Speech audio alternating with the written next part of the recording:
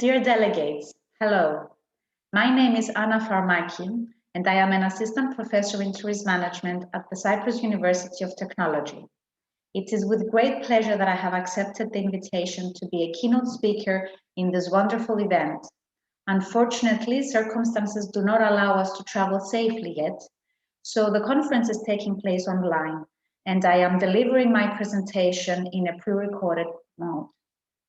The topic of my presentation is Bouncing Back, Insights on Peer-to-Peer Accommodation in the Post-COVID-19 Era. Of course, the COVID-19 pandemic is still ongoing, and we see the huge adverse effects of the pandemic and the aggressiveness of the pandemic taking place currently in certain countries like India. However, we do all hope that with vaccination plans underway in many countries, that the situation will soon improve and that the tourism industry, which has been so badly hit by the pandemic, will bounce back and will recover soon. So let's have a look at what I will discuss today. So first of all, I will explain the concept of sharing and hospitality. These two concepts are interlinked because, of course, the action of hospitality, to be hospitable towards someone, entails the sharing of one's space, culture, food, and so on. And I want to explain the concepts so that you understand how and why the hospitality sector has become so important within the emerging sharing economy model. I will then discuss and present an overview of the peer-to-peer accommodation phenomenon, which is one of the most prominent sectors of the sharing economy model. The aim of this overview and this discussion is to understand how the peer-to-peer accommodation sector evolved, what the main drivers for using the platforms are, and how the rapid growth of the sector has impacted local economies and local communities. I will pay particular focus on the impacts of the pandemic on hospitality and, of course, on the related peer-to-peer accommodation sector before explaining the research project that I was involved in, the university was involved in. This research project is called Colleco, and it is funded by the Erasmus Plus program. We started this project in September 2019 with the aim of examining the peer-to-peer accommodation sector in Europe. And the aim was to conduct primary research on host practices so that we could develop a postgraduate course on the findings and a mock course. Of course, as the months went along and the COVID pandemic peaked, worsened and became global, we realized that we need to shift our attention from host practices to host practices in the midst of a crisis, a health crisis like the COVID pandemic. So I will present the aim, the rationale, the methodology guiding the research, and of course the findings before discussing the potential implications of how we envision the operation of the peer-to-peer accommodation sector after the COVID-19 pandemic. So let's start by looking at the concept of hospitality. Now, hospitality has its roots in ancient times, and actually in ancient Greece, it was customary to break bread with a passing stranger. Hospitality at the time was called xenia, and it was regarded as a religious obligation that was actually protected by God Zeus himself.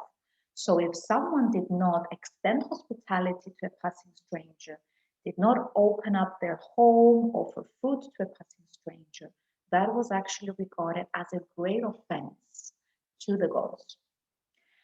The word hospitality comes from the French word hospice, which means to provide shelter, to provide care for travelers. And of course, we understand from this that in the old times, locals used to let travelers rest in their home, provided food for them for no exchange of money. And at the time, there were no purpose-built resting facilities for tourists until monasteries decided to build them. So that actually gave birth to the concept of lodging services, or something remotely close to what we call lodging services today. In the late 1700s, the first inns emerged, offering shelter where travelers could stop to rest, get some food. So that was the period when we had the first, let's say, commercial establishments offering hospitality, offering accommodation to travelers. Similarly, in antiquity, the act of sharing was common amongst friends and family members. Of course, the act of sharing is common amongst friends and family members today. But considering the social importance of hospitality, the even religious value that was attributed to the act of hospitality, sharing one's home and food with strangers, the concept of sharing at the time in antiquity was regarded highly. So it was customary to open one's home and offer food and shelter to a stranger. Therefore, sharing without necessarily this act being reciprocated or getting money in exchange was important religiously and culturally. It is still, in fact, important religiously and culturally in many cultures today.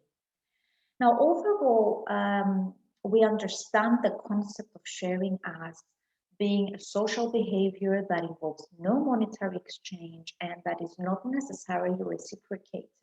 Now, over time, though, what we see, particularly in the last decade, is that the concept of sharing has evolved from a social practice into a commercial activity and a popular business model that has been facilitated by the growth of internet-mediated markets. So this gave rise to what we call the sharing economy, which in essence refers to the peer-to-peer based activity of obtaining, giving, or sharing access to goods and services coordinated through community-based online services. Now, the terminology, the term sharing economy can also be found in various governmental, intergovernmental reports and articles as gig economy, platform economy, access economy, or collaborative economy. For example, in Europe, the European Union uses the term collaborative economy in essence to describe the same thing, what we tend to refer to as sharing economy. Now, the sharing economy seems to have been driven by the emergence of a sharing culture. So what we noticed in recent years is that consumer preferences are moving away from the ownership of assets towards the sharing of assets amongst peers, amongst consumers. So that is one of the reasons why the sharing economy as a business model has become popular. And other reasons that have also been acknowledged as driving the popularity of the sharing economy is the increasing need for sustainable markets and for alternative models of production and consumption, particularly after the financial crisis in 2008. So how the sharing economy model works, as you can see from this figure, in essence, on the one side, we have the owner of the asset, the service provider, in essence, and on the other side, we have the seeker of that service, the customer. So in the middle, there is the platform that links these two parties in exchange, of course, for a fee. So the platform will get a fee from the owner, from the seeker, the customer, and will link the two together. Now, what we can see from recent reports and estimations of the potential growth of the sharing economy is that by 2025, the sharing economy sector is most likely going to equal the traditional rental sector in terms of revenue, in terms of estimated value. And what we can see is not just that the sharing economy has grown very, very fast, very rapidly within the last decade, but what the sharing economy also has, the rapid growth of the sharing economy, is that it has included several sectors. So when we refer to the sharing economy, we refer to accommodation, we refer to car sharing, of course, the two very successful examples and popular platforms are Uber and Airbnb. But it has also expanded into other forms of services and will most likely further expand in the future. At least these are the projections, the estimations pre-COVID. And like I said in the beginning of this presentation, one of the most prominent sectors of the sharing economy is accommodation, hospitality, which is referred to as peer-to-peer accommodation. Now, peer-to-peer accommodation has been defined as online networking platforms through which people rent out for a short period of time available space within their property, or they can rent the entire property. And there are three main types of peer-to-peer accommodation that are recognized in the literature. First, the for-profit peer-to-peer accommodation platforms like Airbnb, the non-profit peer-to-peer accommodation platforms like Couchsurfing, where there is no money exchange between the service provider, known as the host, and the guest, and reciprocal peer-to-peer accommodation platforms like Home Exchange, where properties can be exchanged between the parties involved. So this is the structure, the model of the peer-to-peer accommodation, how it works, which resembles the prior figure that I showed you on how the sharing economy works. So on the one side, we have the service provider. In this case, in the case of peer-to-peer accommodation, that would be the property owner or the host. And on the other side, we have the customer, the guest, and the middle entity linking the provider and the guest is the digital platform that will get a fee from each party in exchange for the service, for linking the service provider and the guest. And the novelty, if you would like, of the peer-to-peer accommodation platforms is that there is an opportunity between the service provider and the guest to review each other. So in this way, a more transparent, let's say, process is out there. Trust is instigated more clearly. Now, how did the sector grow in the last few years? Like the sharing economy, the peer-to-peer accommodation sector has grown rapidly. It has become very popular to the extent where its annual growth rate is estimated at 31% between 2013 and 2025. That is 6 times higher than the growth rate of traditional bed and breakfast and hostels, with which the peer-to-peer accommodation sector seems to be competing directly. Of course, the market leader of the sector is Airbnb. It is regarded as the most successful peer-to-peer accommodation platform to date. Airbnb was established in 2008 in San Francisco. However, it has grown very, very fast. It has expanded in more than 191 countries. Pre-COVID, in 2019, the platform was estimated to include more than 270 million members, out of which 2.9 million were hosts, with 7 million listings worldwide. The current estimation of the platform, at least pre-COVID, was $30 billion. So you can understand that is huge, that exists the value of most hospitality groups.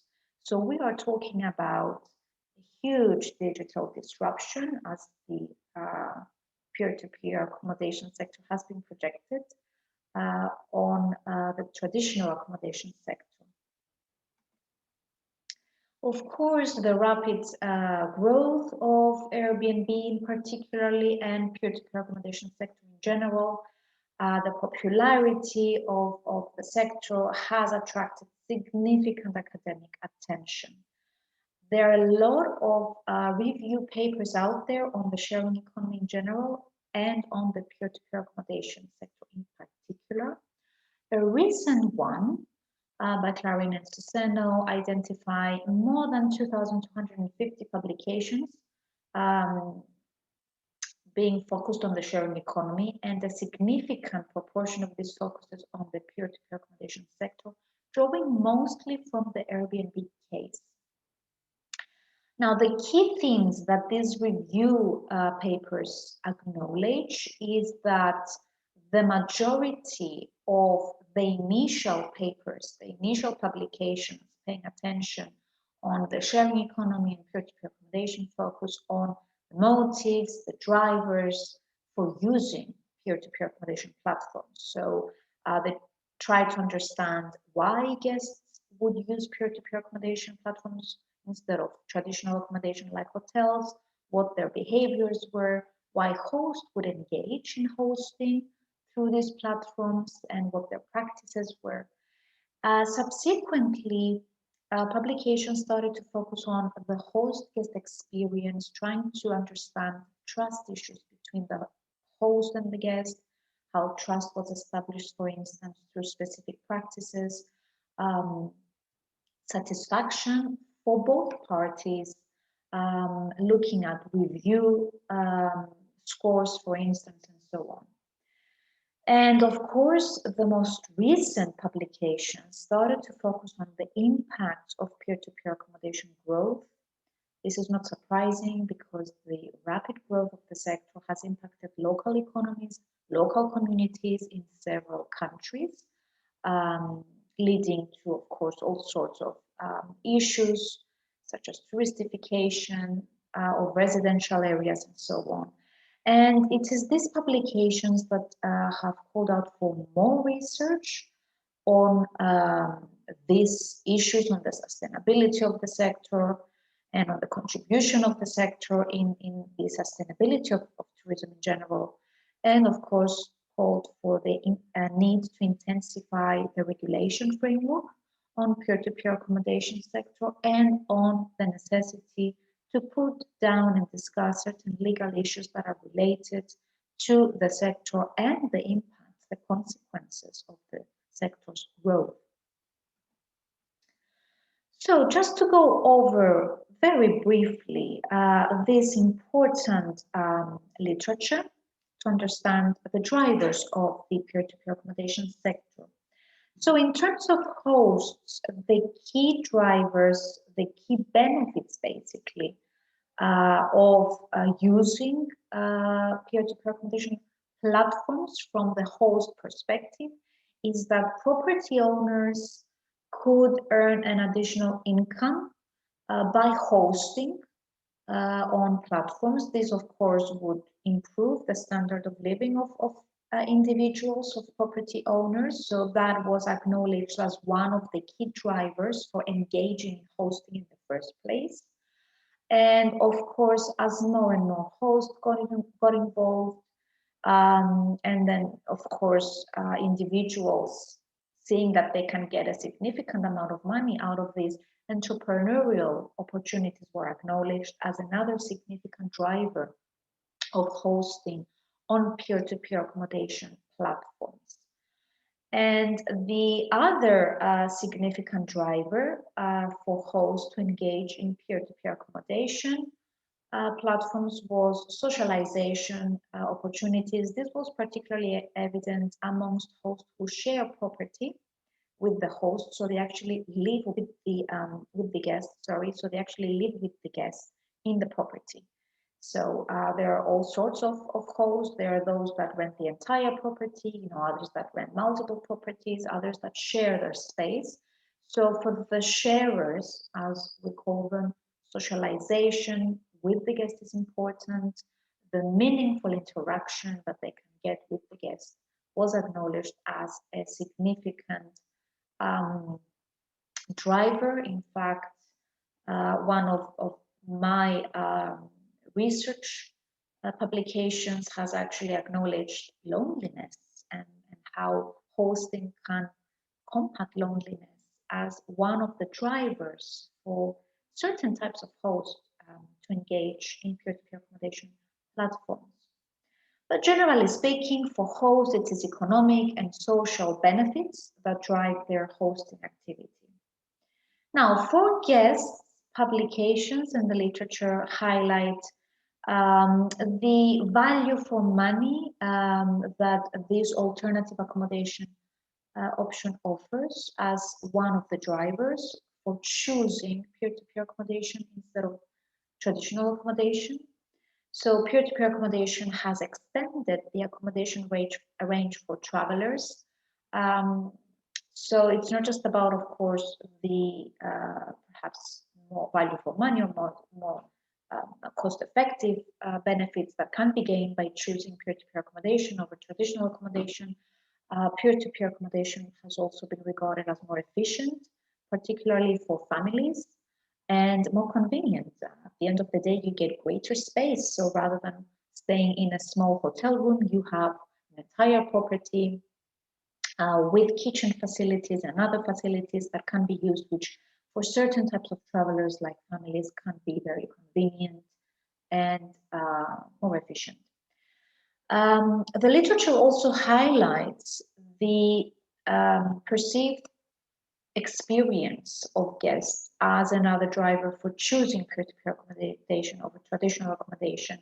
So many guests perceive this as a more authentic, more local tourism experience rather than staying in hotels, because you get to live like a local in a residential area, staying in an apartment or a property, a house that a local has as a local, so you live as a local.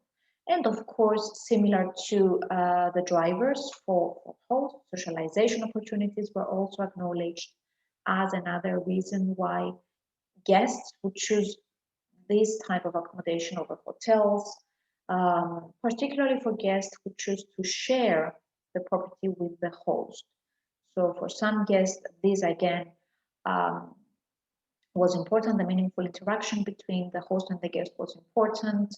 Like I said before, one of my research indicated loneliness as a key driver for hosting, but it is also an important driver for guests to choose a shared property through peer-to-peer accommodation platforms. Now, the sector has grown in popularity. It has become one of the significant threats, if you would like, for at least mid-range hotels and bed and breakfasts. And of course, it is this huge and rapid growth that has attracted academic interest to investigate the impacts of the sector. So the most straightforward impact, of course, would be on what the growth of peer-to-peer accommodation does on the traditional accommodation sector, primarily on hotels. Now, there are conflicting findings in terms of the impact of the sector on hotels. There are studies that acknowledge that there is an impact, particularly on mid-range hotels and bed and breakfasts, which are regarded as the direct competitor of peer-to-peer accommodation platforms. There are, of course, studies that do not acknowledge any significant impact on hotels' performance and revenues. But in general, what we can understand by looking at pertinent literature is that this varies from context to context. It depends on how popular a destination is and what type of tourist development it has, what type of tourists it attracts. So presumably for an island destination, that would attract tourists that would go for all-inclusive resorts. Peer-to-peer accommodation may not have a significant impact on the hotel sector. However, for city centers, targeting a specific type of tourists that will go for shopping, for um, perhaps visiting historical attractions in a city center, then the sector would, of course, have a more profound adverse effect. The other impacts that are acknowledged by the literature on local economies and communities is, of course, an increase in property prices and rents.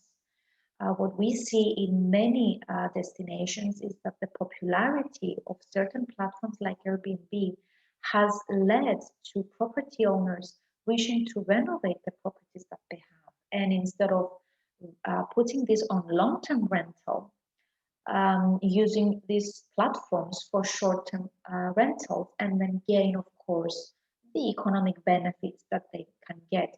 This has increased rents, of course. It led to an increase in rent, it led to an increase in property prices, and most importantly, a shortage of available properties. So there are a lot of protests that have taken place in various cities, particularly across Europe, where locals have started to protest against platforms like Airbnb, against tourists, saying, tourists go home. They put banners outside of buildings saying that, for every tourist that chooses Airbnb and these type of platforms, there is someone that is left without a home, because landlords would typically evict the locals so that they can turn the property into an Airbnb.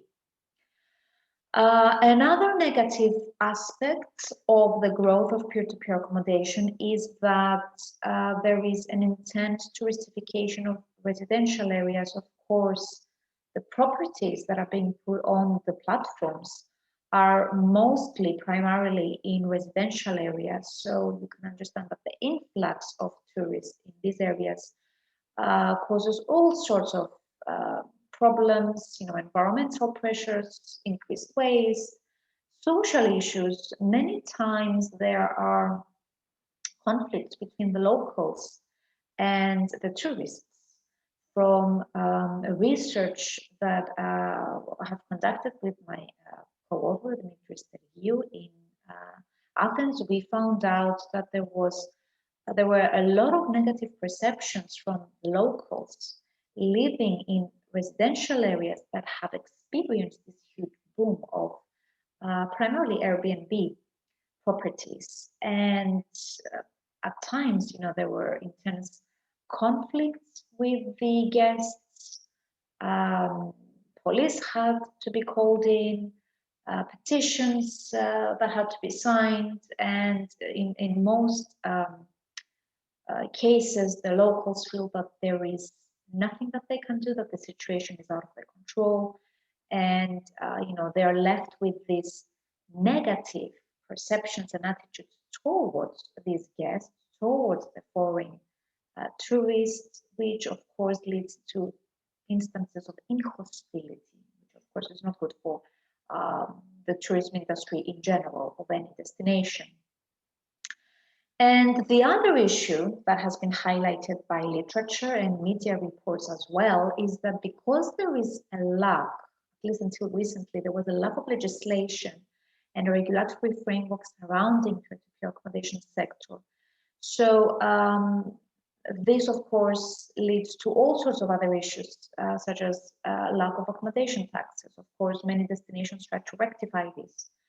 Many rentals have been operating illegally, at least until recently, in many countries. So all these lead to a situation where governments are at a loss. The hotel sector, the accommodation sector is generally at a loss, and the governments have realized in many destinations that because this thing called peer-to-peer accommodation has grown so fast and to such an extent, we need to put certain regulations in place. We need to find a way to regulate this sector, not just to protect the local economy and the local community, but also the parties involved, which is the host and the guest. Now, recently, what we notice when we look at the market leader of the peer-to-peer accommodation sector, which is Airbnb, is that there is a transformation taking place. Personally, I have conducted several studies on the peer-to-peer accommodation sector, on the phenomenon, looking at things like impacts and drivers. And what I have found out from a recent publication I have conducted with my colleague and co-author Antonios Kaniadakis is that there are two aspects that can be acknowledged that seem to point towards a transformation of the sector. The first aspect is that the sector is becoming more professionalized. If we take the market leader, which is Airbnb, and we look at how it evolved, we can understand this. For example, Airbnb a few years ago said, we want to open up the space to commercial hospitality providers. So instead of individually run properties, we also want to welcome boutique hotels. They can advertise, their services on our platform, and bed and breakfast, of course. So this initiative has been called Airbnb for Everyone. And commercial providers, of course, wanted to capitalize and use the platform as an additional distribution channel, and extend, let's say, their global presence in this way. And as a result of this, the profile of the guest started to change. So we see more business travelers using Airbnb, for instance. The platform introduced a business badge, in addition to its superhost and super guest badges, in order to target specific groups of business travelers. They also established another initiative called Airbnb Plus.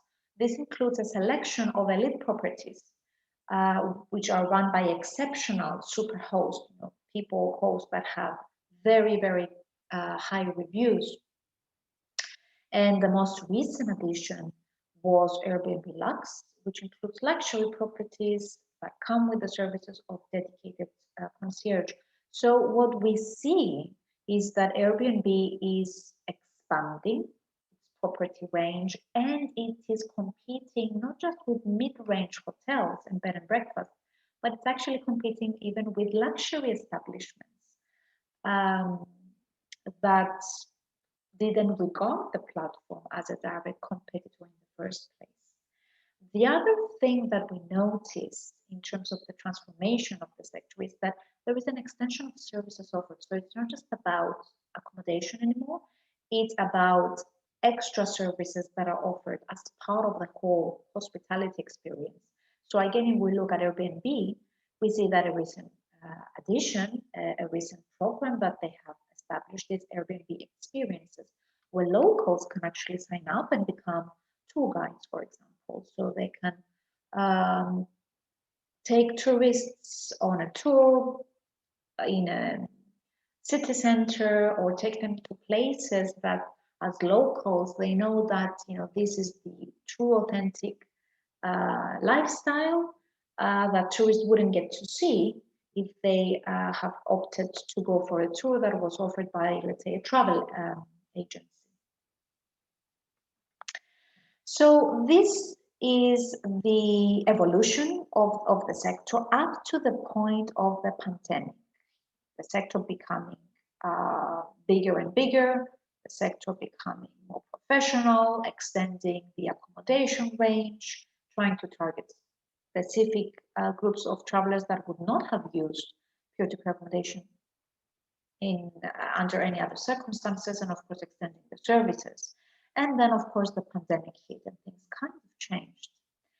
Now, the pandemic is, the COVID pandemic has had a huge impact on every country, on every destination. It has hit the hospitality and tourism industries very badly.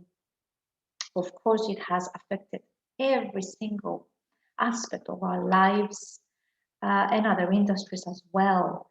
And even though it is not the first pandemic that occurs, it is not the first crisis that occurs, and that has impacted the tourism and hospitality industries, which of course are not strangers to crisis and pandemics.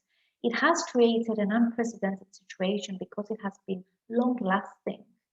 It didn't happen for a month or two. It is still ongoing, even though we have 2021.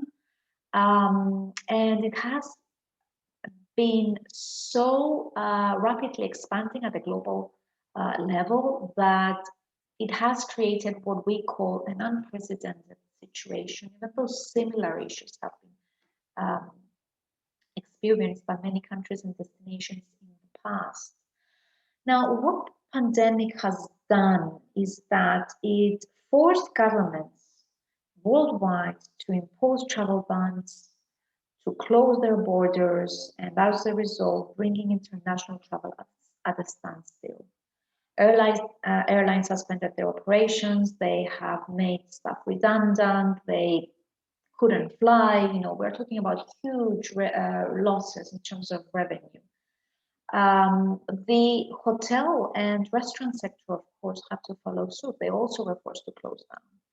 And again, they had to make staff redundant, or they didn't employ seasonal staff that they would have had under other circumstances. Revenues were non-existent for months and months.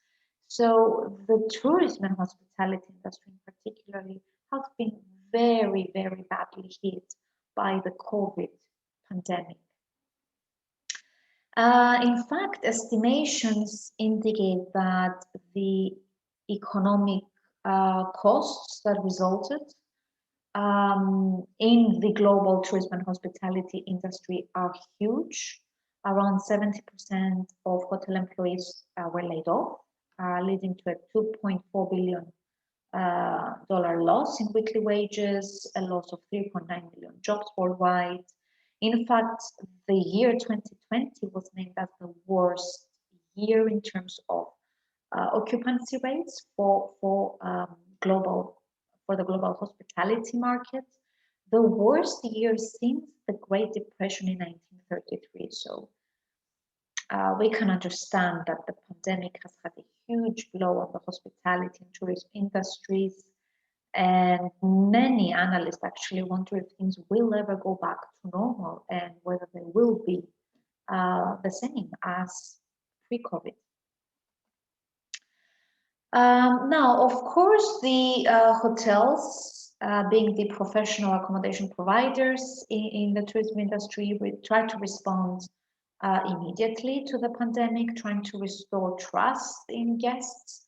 And what they did was, at least the major hotel groups, they came out with announcements saying that they would revise their practices, primarily their practices that had to do with hygiene and with safety.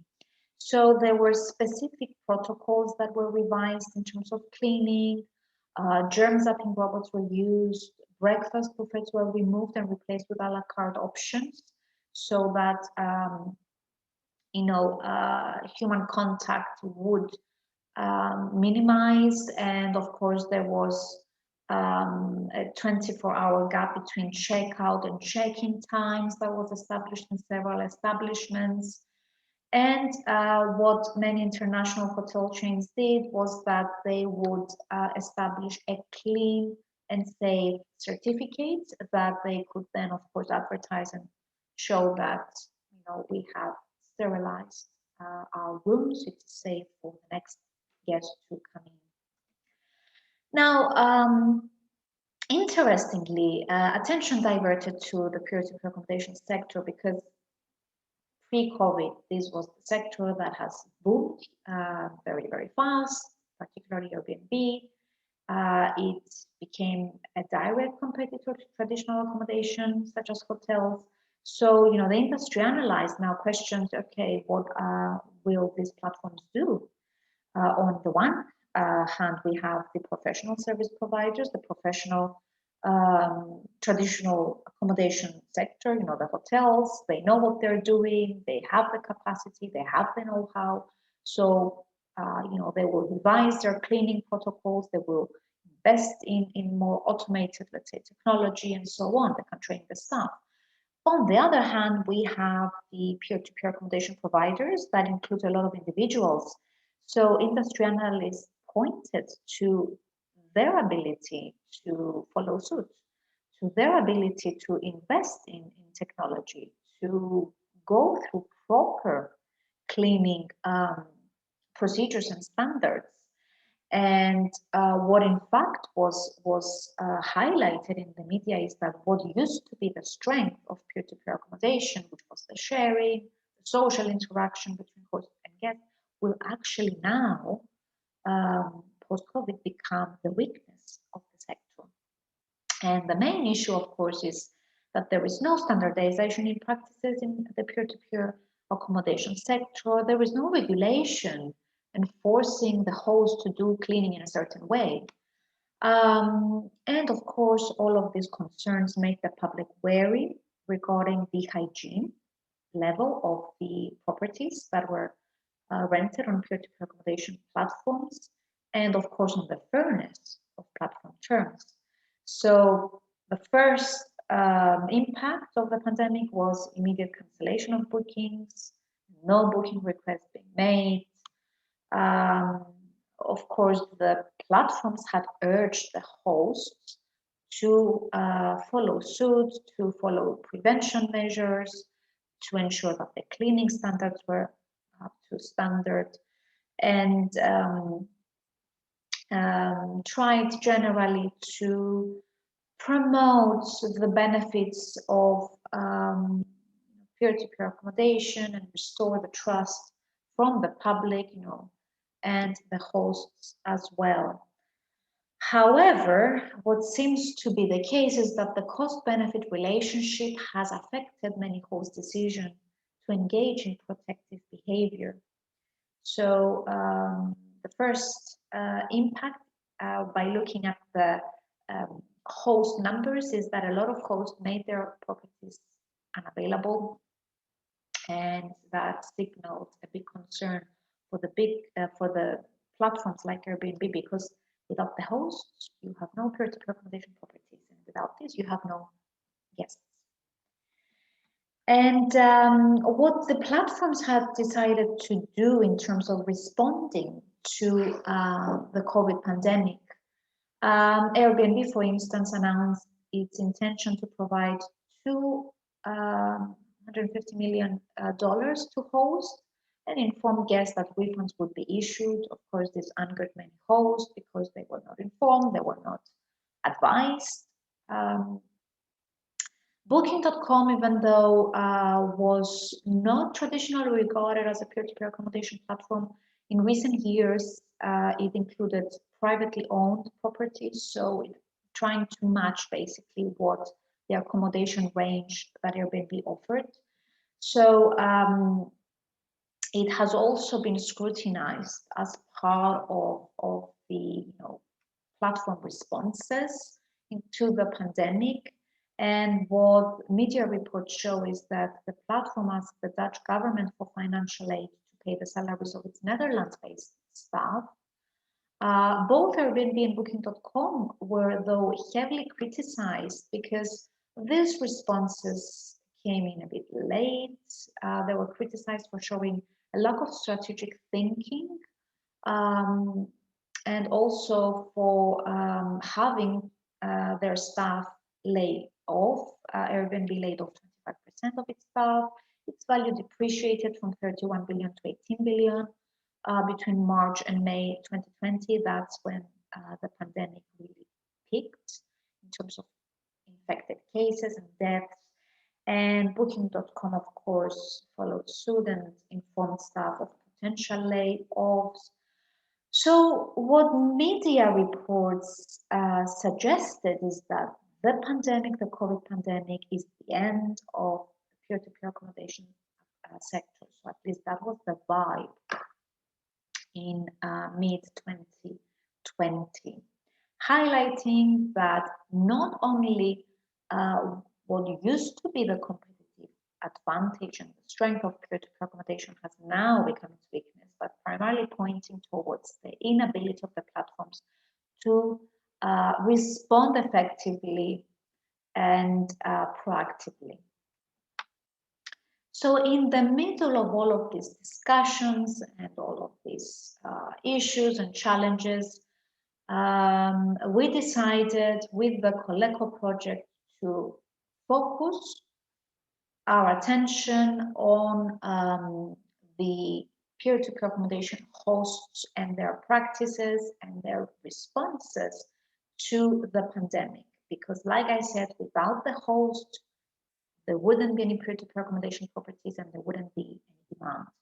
So we acknowledge that hosts are very significant in the peer-to-peer transaction. They are the key co-facilitators that found themselves in a dire financial situation when the pandemic hit and escalated. Hosts were reported to struggle financially because reservations were cancelled. The professional hosts particularly had a huge economic impact. Hosts received little to none financial help from governments in many countries. Governments at some point in various destinations had to respond at some point and say, okay, we acknowledge this sector as an important sector in the hospitality industry. So they were discussing on providing certain support schemes to the host, but in many countries, peer-to-peer accommodation was regarded as a non-essential business. So the host didn't receive something, whereas hotels and traditional accommodation establishment did receive some kind of financial support from governments. And the other issue that we found interesting and we decided to focus on the host is that not all the hosts agreed to platforms' full refund policies. Like I said before, platforms like Airbnb came out and said to the guests, do not worry, you will receive a full refund. But they had not advised hosts prior to this decision. So a lot of the hosts were angry. A lot of the hosts felt that they were not consulted and that they were left exposed in a way and didn't want to give a full refund to the guests. So this created a problematic situation where conflicts between the host and the guest emerged. Then the host and the platforms had their own conflicts to deal with and so on. So clearly, the COVID pandemic shook the peer-to-peer accommodation sector to its core. And it was for this reason why we decided to seek the perspectives of the hosts and see how they perceive the impacts of the pandemic and how they responded to the pandemic in terms of the hosting practice.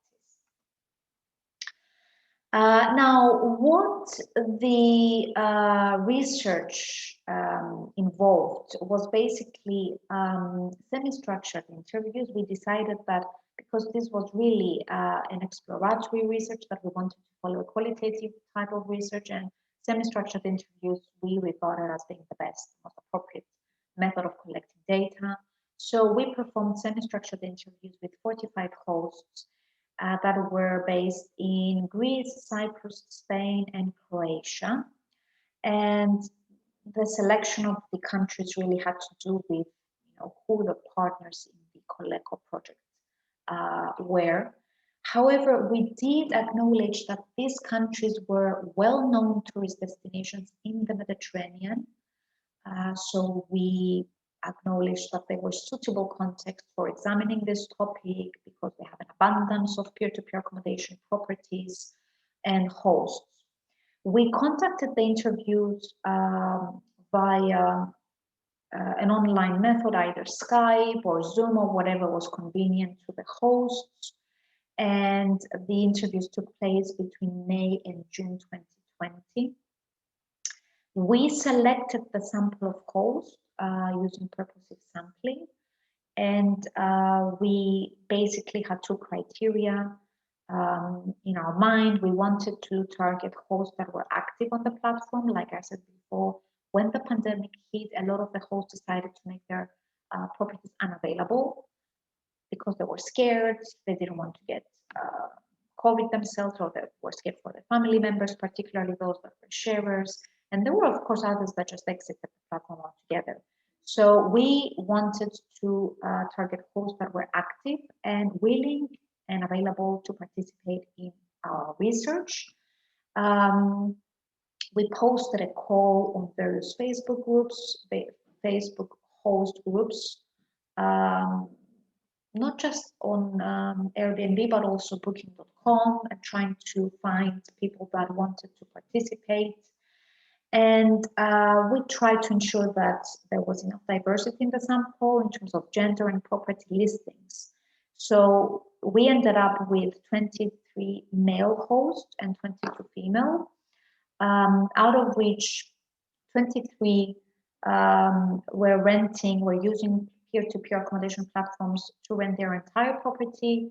16 had multiple properties that they were managing, so they tended to be more professionals doing this for a living. And 6 were sharers, so they were actually sharing their property with the guests. And we analyzed the data thematically using the NVivo software. So let's have a look at the findings of our research. At the first instance, of course, we had to ask questions to the host to establish their background. We wanted to understand the motive for hosting, why they were doing this, if they were driven mostly for economic reasons or social reasons, and so on. And like I said before, we ensured that we had professionals and those running an entire property on their own, but also people that were sharing their property, so they were driven mostly from socialization opportunities. Now, all, of course, of these different types of hosts acknowledged that the pandemic had a huge negative blow on the hosting. The first thing that they experienced was cancellation of bookings. The second thing that came through in the subsequent weeks is that booking requests ceased.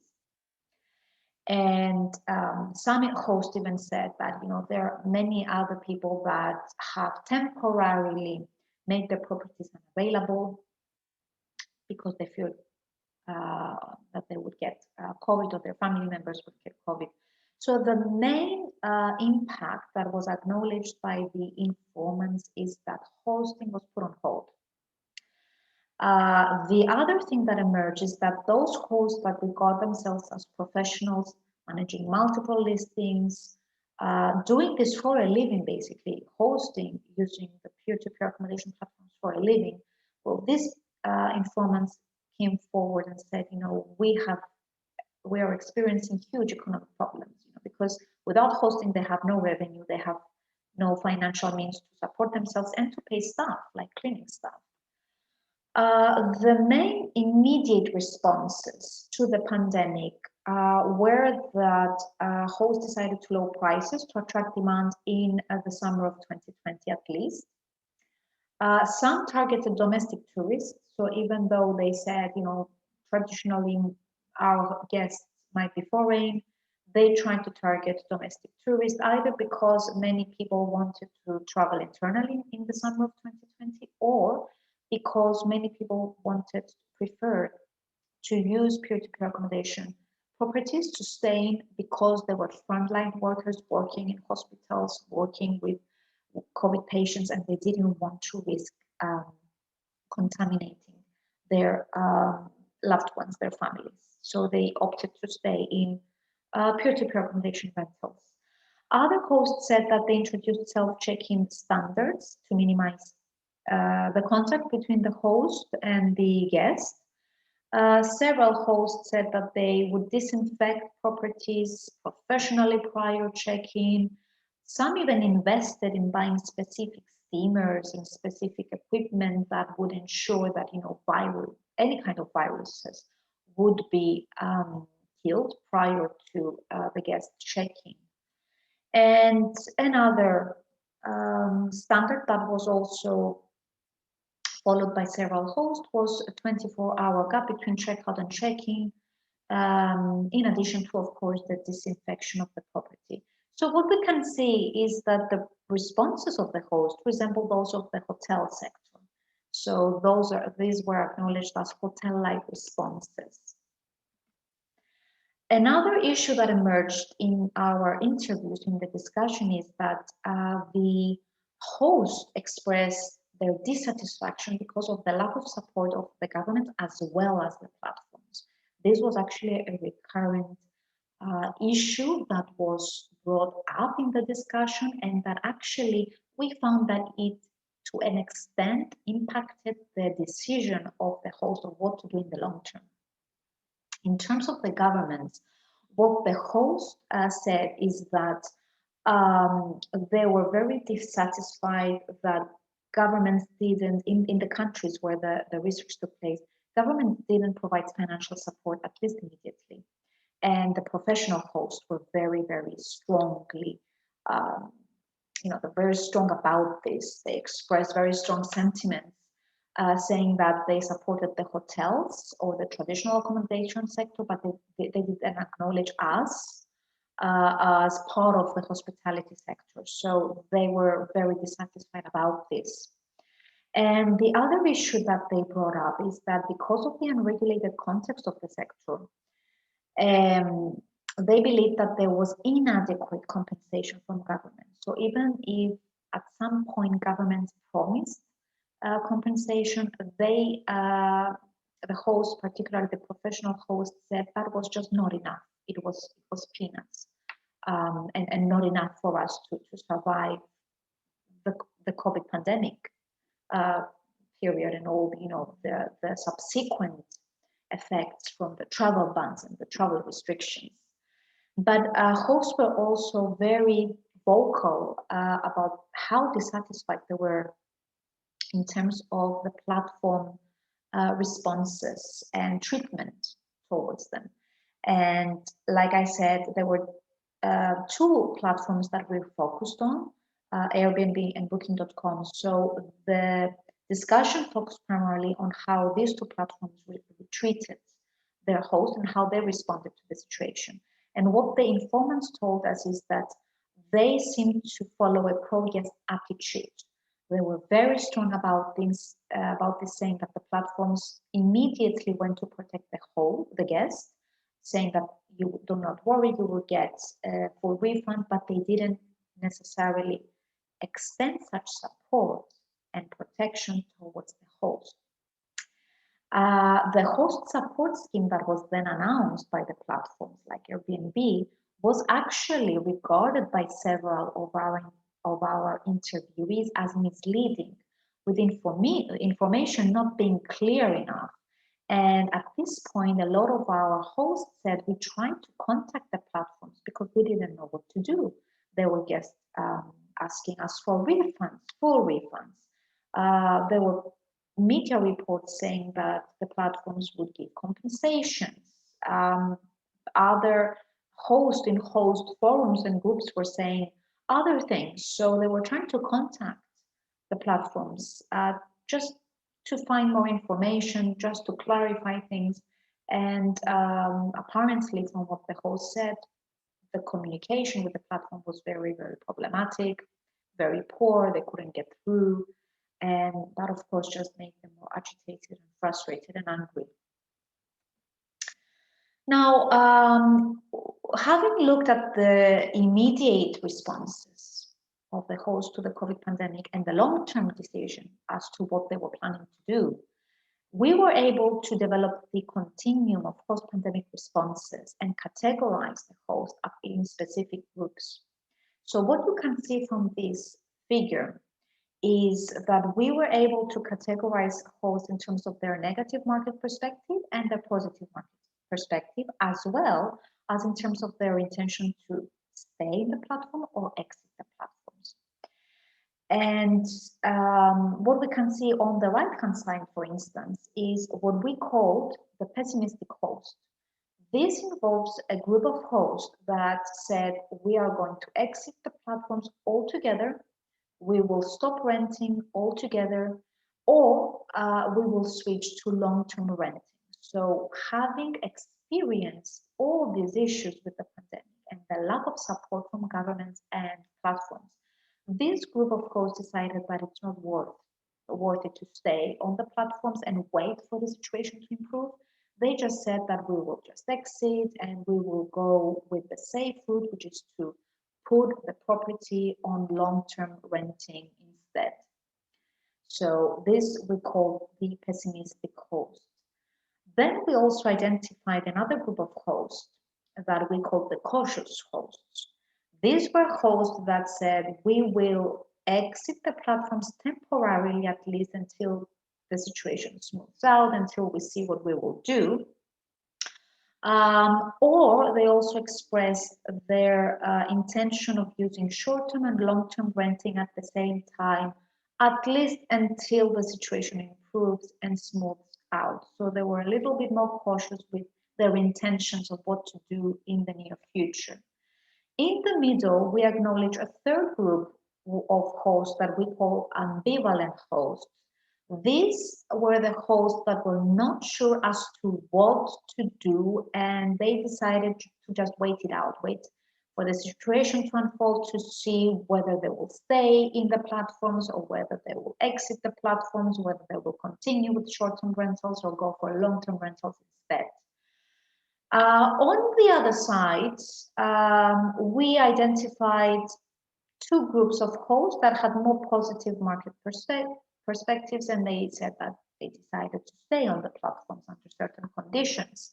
One group we called the Indolent Hosts. This group of hosts expressed their intention to continue hosting due to the fact that they had no best alternative, basically, but also expressed that they were unwilling to adjust hosting practices. So they basically said, yes, we will continue with the platforms, we will continue with Booking.com and Airbnb and short-term rentals, but we're not really going to change any of our policies or practices. You know, we will do the cleaning as we used to do, and this should do it. You know, the guests should be happy. And on the other side, of course, we acknowledged the optimistic hosts. These were the hosts that said we will continue with the platform and short-term rentals and peer-to-peer accommodation hosting, and we will adapt our hosting practices because we believe that this is necessary for our survival and for our profits. And we will also adopt certain marketing strategies trying to emphasize the hygiene and the safety of our properties. So what are the implications of the findings of this project, of this research that we embarked on, and what we believe the peer-to-peer accommodation sector is most likely going to evolve in the near future following the COVID-19 pandemic? So the first conclusion that we can derive is that the nature of peer-to-peer accommodation will most likely change, because most of the optimistic hosts that and the hosts that will remain in the peer-to-peer accommodation platforms, they seem to be professional. They seem to be doing this for a living. Hosting is for them the main source of revenue. They manage multiple properties, some of them even more than 50, 100. So at the other hand, of course, most of the people that express their willingness to exit the platforms, or at least wait and see, are individual property owners or sharers. So what we realized at the end of our analysis is that it's most likely that the professional host will continue using the platforms, using various platforms, in fact, to advertise the properties, whereas those that were in peer-to-peer accommodation for the sharing aspect, the social interaction, will probably just exit the platforms altogether. And it's interesting to see that our research was conducted in 2020, and we already have a publication out. You can see the publication in the references, but there were subsequent research projects that emerged looking at hosts and guests' intentions post-COVID. These more recent publications actually highlight similar findings. So it's most likely that It's professional hosts that will dominate the peer-to-peer accommodation sector in the near future, and not the peers, not the individual hosts that were sharing their properties, and definitely not the host that the philosophy of peer-to-peer accommodation embraced in the first place. So as a result, the social motive for using peer-to-peer accommodation will most likely subside. Another conclusion that may be derived from our study is that the operation of hosting will probably change because the practices of hosts will have to be adapted. So human contact will lessen. More automated processes will have to be introduced, and of course, hygiene and safety will become of key concern in the peer-to-peer accommodation sector. Another implication that we also derive from the findings is that there is a need to regulate the sector, and this need, even though it has been acknowledged prior COVID, now I think is more important, and it has become it intensifies because there is a need not just to protect the local economy and the local community, but also the key parties involved, which is the host and the guest. And what our findings indicate is that a lot of the guests were dissatisfied with how they were treated by the platforms and how they were treated by governments. So the protection of the host is paramount, because without the host, there are no properties, there is no demand. And it is within this context where we believe that crisis management tactics and strategies need to become embedded in host practices and also in the policies of the platforms. So crisis management generally will become more prevalent in the sector, and platforms might also want to consider the issuance of insurance to protect both parties, guests and hosts. The interesting finding, though, and something that we also see in media reports, is that the peer-to-peer accommodation sector seems to be preferred by a certain group of travelers over hotels as a result of the pandemic. And the reason why many guests prefer peer-to-peer accommodation for their holidays is because hotels are huge. Inevitably, you share certain facilities such as elevators, pools, and so on. And even though hotels tried to eliminate human contact and to establish certain procedures, such as offering more a la carte options rather than buffets, at the end of the day, you still have a large number of people residing in hotels, contrary to a peer-to-peer accommodation property where if you rent it, you are on your own, so it's more isolated. And it is this potential isolation that many guests find appealing. So there is a group of guests, there is a group of tourists that might actually prefer to go for peer-to-peer accommodation instead of hotels. So it is possible that in the future, certain groups of travelers will opt peer-to-peer accommodation rather than traditional accommodation for this isolation possibility that it offers. So in conclusion, we do not believe that the peer-to-peer accommodation sector is here to end. It's not going to end. It's not, the COVID pandemic is not the end of the sector, but most likely will see the sector adapting, going more professional in terms of who the hosts are and what kind of standards and practices will be on offer. But there will be also demand for the sector from a specific type of travelers. And to conclude, I think it's worth to have a look at the platform responses in their own words. We see that Airbnb issued a statement saying that it's no surprise COVID-19 continues to change the way we travel. And in addition to redesigning our platform last year, we make nearby and longer-term stays easier to find and book. Our new flexible dates feature aligns with the broader shift in how people will travel in the future. The traditional travel industry was built around fixed destinations with fixed dates in mind, but that model no longer meets the needs of today's travelers. So what Airbnb is essentially suggesting is that we've got a new initiative called flexible dates. So this allows you to basically make a booking now, and if you cannot travel now, you can keep that property on, in the system for reference for a future travel plan in case you have to cancel your traveling because of COVID. Booking.com, on a similar note, has issued this statement saying that since the start of 2020, we've witnessed an unprecedented increase in cancellation rates due to the coronavirus. But with signs of travel picking up again, it's time to start rebuilding.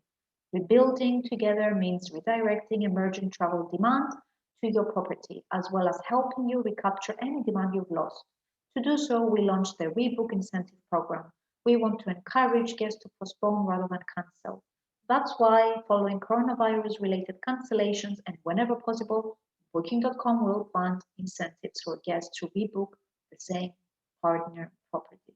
So again, a similar policy was issued by Booking.com